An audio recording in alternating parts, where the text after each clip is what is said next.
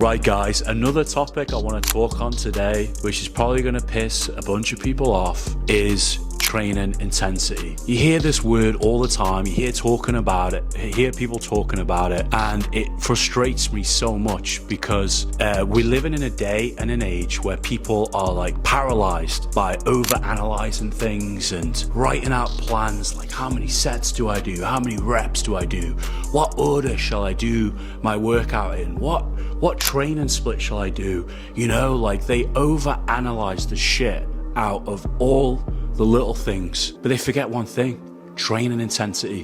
What I mean is, you could get someone whose form is shit and their plan is shit, but they train for a year solid. They go in, they train their ass off. They train to failure or close to failure. They give it their fucking everything. And I absolutely guarantee that guy, after a year of training, will look a million times better than the guy writing his logbook and counting his reps and his sets and how much rest period have I had between sets and blah blah blah blah blah. Literally paralysis by analysis. Just it's ridiculous. What you want to do is you can have your training split. It makes a big difference. You don't want to have a crazy bicep session and then the next day try and train back when your biceps are fucked. Obviously that's not going to work. So you have to use some intelligence. You can't just go in and wing it. But you need to go in. Every time you go into the gym, the guys in there that have a good physique and the women that have a good physique, they train their ass off. They train close to failure.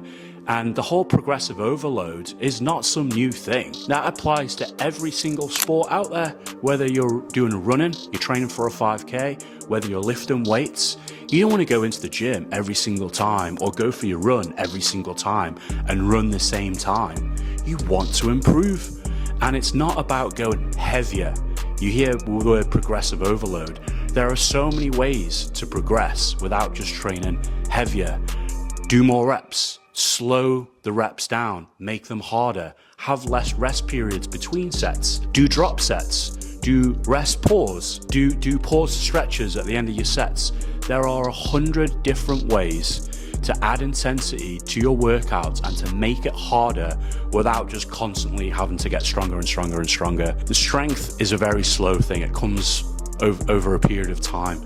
Every time you go into the gym, you know, if you're benching 100K this week, next week you're not going in and benching 110K, because in a year you'll be lifting fucking 600K. It's just never going to happen. That's not how this works, people. You just have to train with intensity. It's really simple. Just go into the gym and don't be a pussy.